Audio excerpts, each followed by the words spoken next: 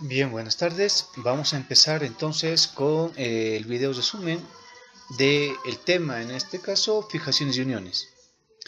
En esta oportunidad los expositores fueron Fabiola Inés y Marco Antonio, ¿no? A ver, de forma rápida. En la parte de introducción podemos ver acá una estructura de madera y lo que el grupo trató de mostrar fue esa necesidad de querer al momento, ¿no? Al momento de querer realizar una estructura en madera, es importante considerar las uniones. En este caso, las fijaciones. Ustedes saben, dependiendo del tipo de una fijación, se puede garantizar la estabilidad estructural de toda la vivienda, ¿no?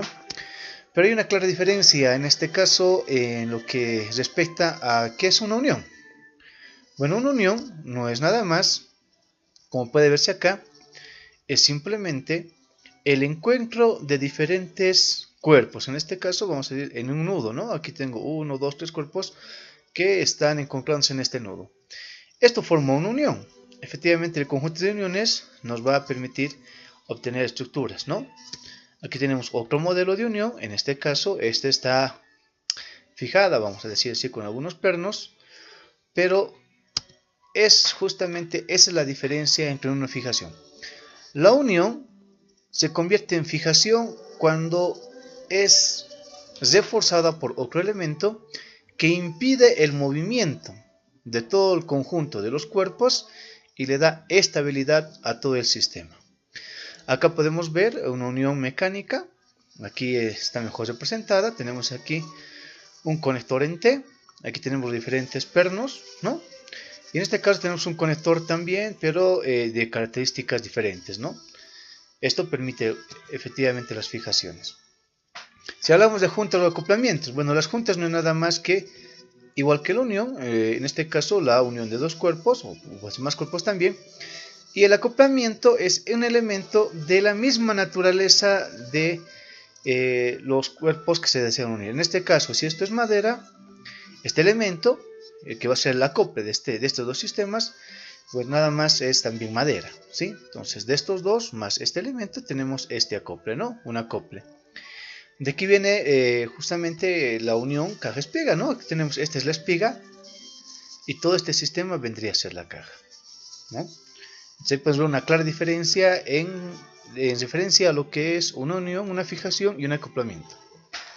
Si hablamos de estructuras soportantes, bueno, hay que tomar en cuenta lo siguiente, ¿no? Existe, como estructuras soportantes, hay que considerar el punto de apoyo de vigas, encuentro entre vigas y otros elementos, encuentro entre pie derecho y soleras, encuentro entre estructuras modulares y arrastramientos.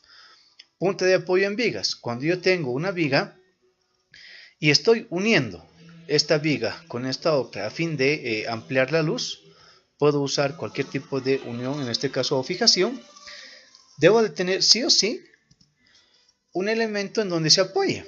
En este caso el apoyo viene a ser este cuerpo sobre el cual va a descansar la viga sobre el pie derecho, ¿no? Aquí tengo la viga, este elemento y el pie derecho, ¿no? Esto muchas veces se llama el refuerzo de la viga, ¿no? Vamos a ver, aquí tenemos en este caso el encuentro entre vigas y entre otros elementos. Aquí tengo una viga, otra viga. Y para este tipo de estructuras que también son soportantes, voy a usar en este caso conectores metálicos, ¿no? Me permiten hacer una mejor fijación. Si tomo en cuenta uniones entre pie derecho y soleras, este es un pie derecho, ¿no? Esta es una solera, entonces puedo tener soleras en este sentido o en esta unión en T, ¿no?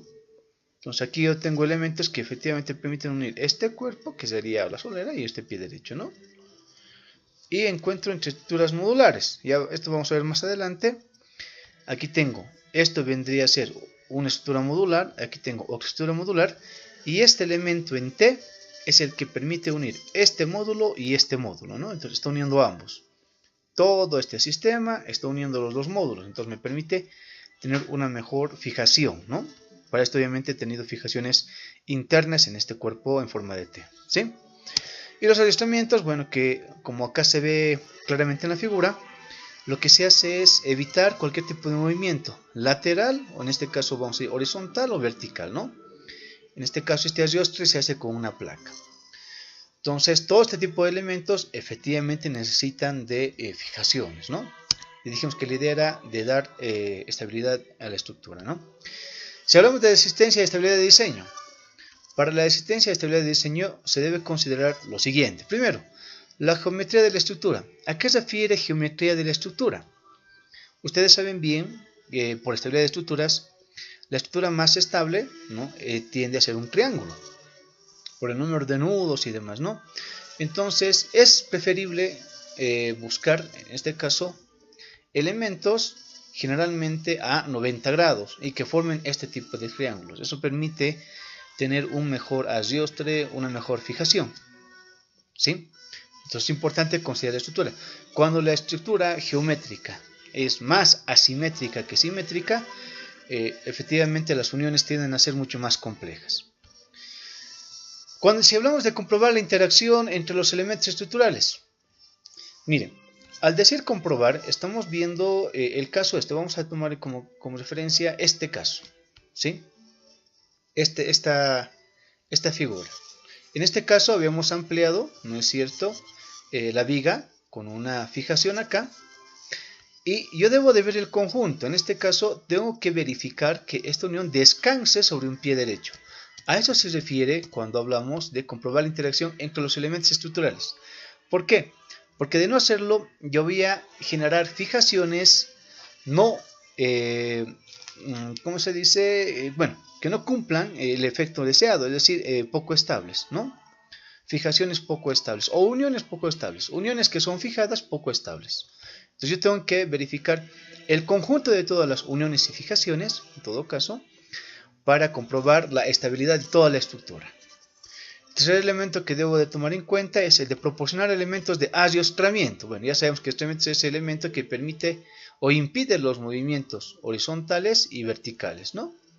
Entonces, mientras mejor o más arrastrada esté un módulo o un cuerpo, esto va a facilitar y va a permitir en todo caso darle más estabilidad a la estructura. Bien, hablando de tipos de uniones, vamos a considerar estas uniones como tal, ¿no? Uniones mecánicas, uniones de contacto y uniones encoladas. De forma más rápida, una unión mecánica no es nada más el uso de elementos que generalmente son de naturaleza diversa a la de la madera. En el mayor de los casos siempre suele ser metal, ¿no? Hoy en día con el desarrollo de los materiales poliméricos o los plásticos, estas estructuras también se ven en plásticos, pero son plásticos de muy alta densidad, ¿no? Es preferible que sean metálicas por la resistencia mecánica, resistencia a la flexión, a la tracción, etcétera, ¿no? Y en este elemento como tal, en esta imagen podemos ver acá una unión mecánica que está empotrada, ¿no? En este caso en una superficie horizontal, y con esta unión en T está permitiendo fijar a este pie derecho mediante el uso de pernos, ¿no? Entre la unión mecánica hace uso de elementos ajenos, vamos a decir, a la madera misma, ¿no? Generalmente son metales.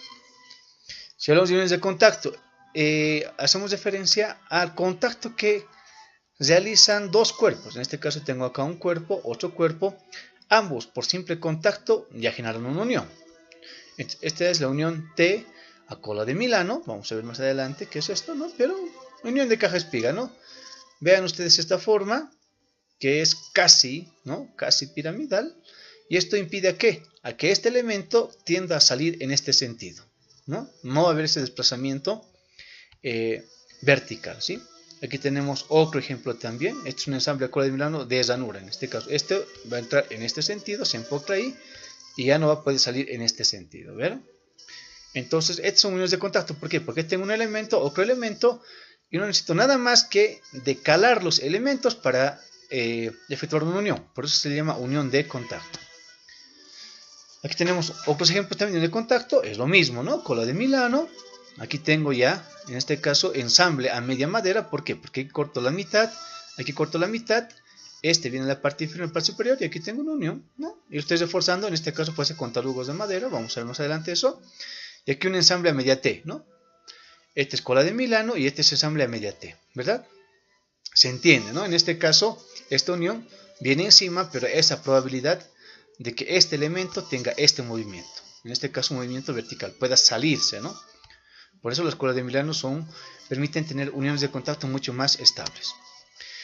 Aquí tenemos otra serie, en este caso palma o entalladura, ¿no? Está entrando de forma entallada. Hay diferentes modelos de entalladura.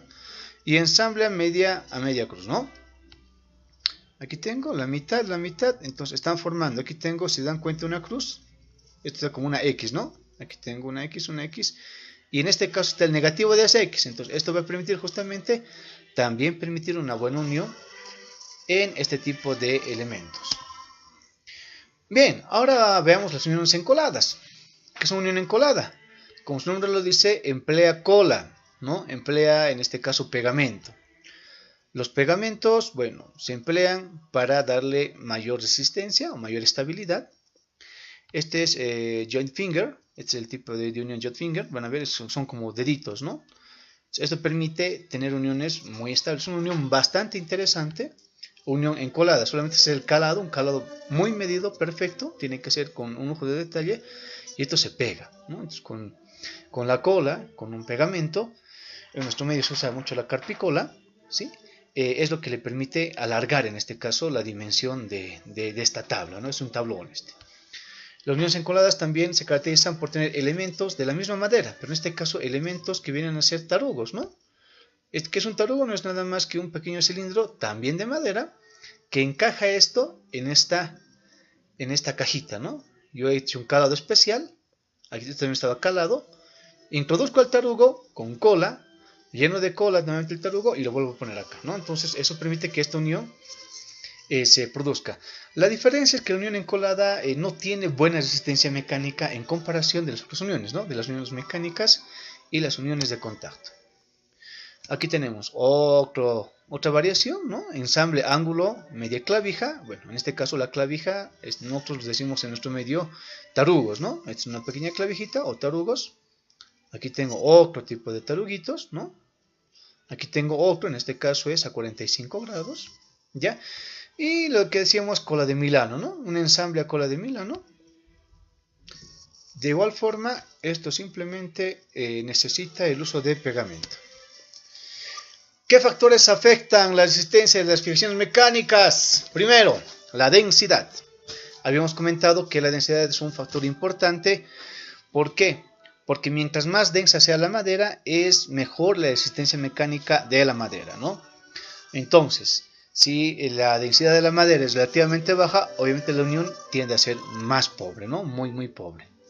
Otro, las cargas admisibles. Una estructura, ustedes saben que soporta todo tipo de cargas, ¿no? No solamente las cargas vivas y cargas muertas, también obviamente otras cargas de viento, etcétera, ¿verdad?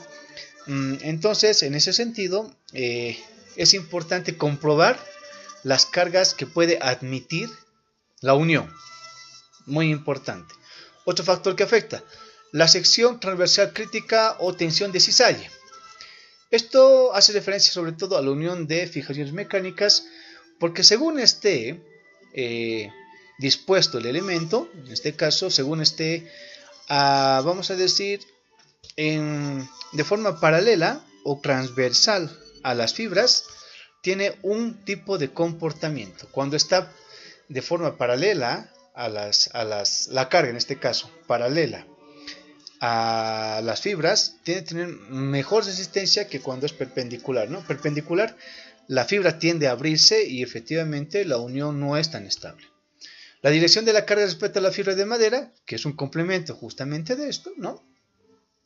El espaciamiento tiene que ver mucho, la distancia entre unión y unión es un elemento muy necesario tomar en cuenta. La excentricidad, habíamos comentado que excentricidad no es nada más que considerar el punto medio, ¿no? Yo tengo un elemento y considerar el punto medio, que vendría a ser este, es muy necesario. Una cosa que sea excéntrico o concéntrico. Si es muy excéntrico, efectivamente tiende a tener cierta variación y hay que tomar en cuenta al momento de hacer o de diseñar una fijación, ¿sí? Acción en grupo de las fijaciones, habíamos comentado que también tengo que ver el conjunto de toda la estructura, ¿sí? Factores de modificación, esto que tiene que ver mucho también con el acople y desacople de las uniones. es muy usual que cuando se trabaje madera, para las ampliaciones, se tengan que quitar las uniones o fijaciones. Es por eso que se emplean mucho las fijaciones mecánicas, porque son fáciles de desmontar. Entonces, si yo voy a modificar con alguna, o sé que en un futuro voy a modificar la estructura, debo tomar en cuenta también esto en la unión, ¿no es cierto? Si voy a trabajar con uniones encoladas, me va a ser muy difícil modificar. Voy a tener que cortar o tener que acudir a otra serie de elementos para tratar de quitar la unión, ¿no? Va a ser muy difícil. Es por eso que en construcciones se emplean generalmente uniones de contacto o uniones mecánicas, ¿no? Y el módulo de cosimiento, bueno, que no es nada más que efectivamente la respuesta ante la tensión de cisallo. Fijaciones mecánicas. Para realizar fijaciones mecánicas, los elementos que se emplean son clavos, tornillos, tirafondos, pernos, placas dentadas y conectores. Los clavos, que generalmente se emplean para madera no estructural, es decir, madera, sobre todo para enlucido, estamos hablando de tapajuntas, zócalos, etc. Existe una amplia variedad de clavos, ¿no? Aquí se toma en cuenta la cabeza plana circular, avellanada circular, redonda y punta, ¿no? Entonces, en función del tipo de clavo, yo puedo, en función del tipo, en este caso, de unión que yo quiera hacer, ¿no? Si es vistosa o no es vistosa, si es enlucida o no enlucida, yo puedo escoger el diferente tipo de clavos. Repito, este tipo de elementos para uniones mecánicas tienen muy poca resistencia estructural, ¿no? Habíamos dicho, esta es la carga de cisallo, ¿no? Entonces, cuando si el peso, la carga va en sentido, es muy diferente que vaya en este sentido a que vaya en este sentido. Si va en el sentido, el de la flecha, existe una probabilidad de cosimiento, ¿no? Porque está justamente la carga de forma paralela a las fibras. Entonces, esto puede coserse. No es lo mismo si de forma perpendicular, ¿no? Hay que tomar muy en cuenta eso, la aplicación, ¿no? Bien, entonces, el siguiente elemento es el tornillo. El tornillo, habíamos dicho que tiene mejor respuesta que el clavo, una unión mucho más estable. Para el tornillo, como una herramienta clave, es justamente el uso del desarmador o destornillador. En nuestro medio se conoce como desarmador también, ¿no? Ambos se emplean. Para clavos, el martillo. Para tornillos, destornillador o desarmador, ¿sí? Hay diferentes tipos de cabezas. Efectivamente, esta es la que más se emplea, porque tiene la capacidad de hundirse y llevar justamente el elemento, en este caso el tornillo, al nivel de la madera, o sea, al ras, vamos a decir, ¿no? Estos otros tienden a sobresalir y le dan cierta estética en función sea el diseño del elemento que queramos fijar, ¿no? Las partes de un tornillo, tenemos aquí el diámetro nominal, el largo nominal, la longitud de rosca, longitud de vástago, el diámetro de la cabeza y la altura de la cabeza del tornillo.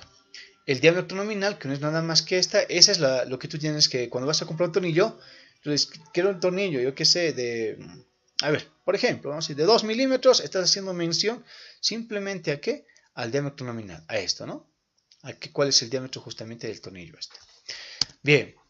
Aplicación, como ya dijimos, se utiliza cuando existen solicitaciones simples y rápidas. Es decir, esto me ayuda a hacer fijaciones de forma rápida, pero mucho más estables, ¿no? Se utiliza para fijaciones de revestimientos, placas estructurales, tabiquería de yeso, cartón, etc., ¿no? Bien, estos elementos, hablando de yeso, cartón, también se emplean en estructuras en madera, ¿no? No requiere mayor especialización para su empleo, pero sí, el uso de un desarmador requiere de cierta práctica, ¿no? No es también tan sencillo usar un desarmador. Suelen pasar accidentes, eso hay que tomar muy en cuenta. Tirafondos, bueno, el tirafondo no es nada más que una evolución, vamos a decir así, del tornillo. Aquí también tengo la rosca, como pueden ver, pero la gran característica del tirafondo es que tiene una cabeza y para poder usar un tirafondo yo necesito una llave. Ya no me sirve ni el martillo ni el destornillador, necesito una llave. Generalmente una llave Crescent o una llave de ojo de la medida del tirafondo, ¿no? Entonces, esta cabecita tiene una medida, entonces generalmente que llaves 12, 15, 8, en función de qué, de la cabecita. Entonces aquí tenemos como partes, diámetro del vástago, este es el vástago, toda la parte que no es rosca, ¿no? El espesor de la cabeza, el H, longitud del vástago, longitud nominal, ya sabemos que la longitud nominal, ¿no es cierto? Es de aquí hasta aquí, desde la puntita hasta donde empieza la cabeza, longitud de roscada total y la longitud de la punta aguzada, esta. que también tiene su importancia. En algunos casos, vamos a ver más adelante como pernos, no tiene punta. La diferencia entre un tirafondo y un perno es que el tirafondo tiene punta, ¿ya? Y sí o sí tiene, vamos a decir, una sección que no tiene rosca, ¿no? Depende mucho del tipo de tirafondo, ¿ya? Aquí tenemos otro estilo de tirafondo también y se puede observar las mismas características. Pernos. ¿Qué es un perno? No es nada más el elemento clave para fijaciones mecánicas. Es el que más se emplea en fijaciones estructurales. ¿Por qué? Por la alta resistencia mecánica. ¿De qué depende? Del diámetro del perno. Un perno, para ser fijado correctamente, además de tener el conector metálico, tiene que tener, este es el perno, esta es la tuerca y las arandelas o volandas, ¿sí? Volanda más tuerca más perno permiten la fijación mecánica correcta, ¿sí? Acá dice aquí, son aplicables sobre elementos de unión cilíndricos de acero que atraviesan perpendicularmente los planos de cizalle, ¿no? De la unión, induciendo sobre la madera tensiones de aplastamiento. ¿Dónde se aplasta? Se aplasta el perno, ¿sí? Esto es lo que se aplasta. Soporta el aplastamiento de toda esta estructura. Entonces, eso también incide mucho en la tensión de corte, ¿no? Eso vamos a ver, bueno, lo vimos en clase, pero ya se entiende efectivamente. Si aquí tengo dos elementos, aquí puede producirse el corte, si aquí tengo un elemento y aquí tengo otro elemento, ¿no? Bien. Los pernos también tienen su cabeza, tienen un cuello, una longitud de vástago, longitud de roscado y la tuerca, ¿no? Ya dijimos, esta es la tuerquita, este es el perno. Igual, este elemento necesita de una llave. Aquí no me sirve destornillador o martillo, necesita una llave, ¿sí? Una llave, vamos a decir una llave Crescent o una llave de ojo, ¿no? Bien, conectores metálicos. Entonces, sin conectores metálicos no existe unión mecánica estable. Existe una amplia variedad de conectores metálicos para todo uso. Esto ha facilitado mucho la fabricación de estructuras en madera. ¿Por qué? Porque simplemente colocas el conector y haces la unión. Miren, aquí yo no hago ningún tipo de calado, nada. Tengo acá el par y estoy uniendo ya a la casera, ¿sí? El conector metálico aquí tiene el número justamente de orificios y esto simplifica el cálculo estructural, ¿no? Efectivamente, un conector responde a cierta carga que va a soportar, en este caso, la madera. Es preferible que el conector esté o cubra gran parte, vamos a decir, del área de la madera. Es muy preferible. Mejor si es 2/3 del total del área, en este caso, de esta área, ¿no? Estamos haciendo referencia a esta área. Bien, a esta área y a esta área, ¿no? Aplicación. Los conectores normalmente son clasificados, vamos a decir, según la función que cumplen y por su resistencia estructural. Bien. A ver, si hablamos de aplicación, vamos a decir, se aplican en todas las estructuras. Unión de pie derecho, solera, unión de solera inferior, vamos a decir, con friso, etcétera, ¿no? Existe una amplia variedad por la versatilidad del conector. Entonces, otra forma de clasificar también, justamente, el tipo de conectores es, vamos a decir, basada en la ubicación que tendrá definitivamente el conector. Entonces, hay entramados de piso, hay entramados para tabiquería, hay entramados de techumbre, ¿no? Entramado de piso, o sea, conectores para entramado de piso, conectores para tabiquería y conectores para entramado de techumbre, ¿sí?